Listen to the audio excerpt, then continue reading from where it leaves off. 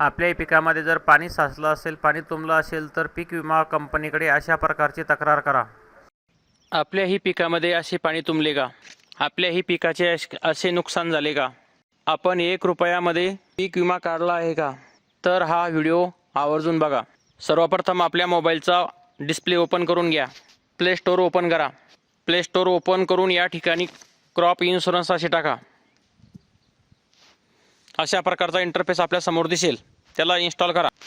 अशा प्रकारचा लोगो आपल्या समोर येईल, त्याला ओपन करा। नंबर 3चा ऑप्शन आहे कंटिन्यू ॲज गेस्ट, त्याला ओपन करा। परत नंबर 3चा ऑप्शन आहे क्रॉप लॉस, त्याला ओपन करा। क्रॉप लॉस इंटिमेशन, त्याला ओपन करा। या ठिकाणी आपला मोबाईल नंबर टाका। सेंड OTP या बटनावर क्लिक करा। OTP इंटर करून घ्या। अशी माहिती समोर आल्यानंतर सीझनला क्लिक करा। खरीप पिकाला क्लिक करा। इयरमध्ये 2024 निवडा। स्कीममध्ये प्रधानमंत्री फसल विमा योजना निवडा। स्टेटमध्ये महाराष्ट्र निवडा। सिलेक्ट या बटनावरती क्लिक करा। फ्रॉम युअर डीड युअर इनरोलवर क्लिक करा। आपण जर CSC सेंटरमधून पीक विमा भरला असेल तर CSC सेंटरला क्लिक करा। जर CSC सेंटरमधून भरला नसेल, फॉर्मर ऑनलाईनला क्लिक करा। पॉलिसी नंबरच्या बटनला क्लिक करा।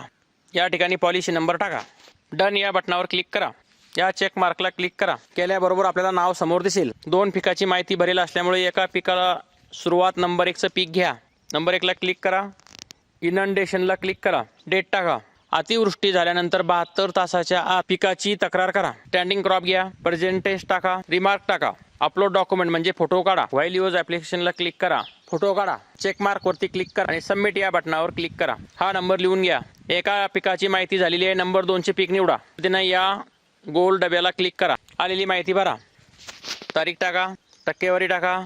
रिमार्क टाका। अपलोड डॉक्युमेंट म्हणजे फोटो काढा। चेकमार्कवरती क्लिक करा आणि या ठिकाणी सबमिट या बटनावरती क्लिक करा। झाली आपल्या पिकाची तक्रार नोंदवून। धन्यवाद।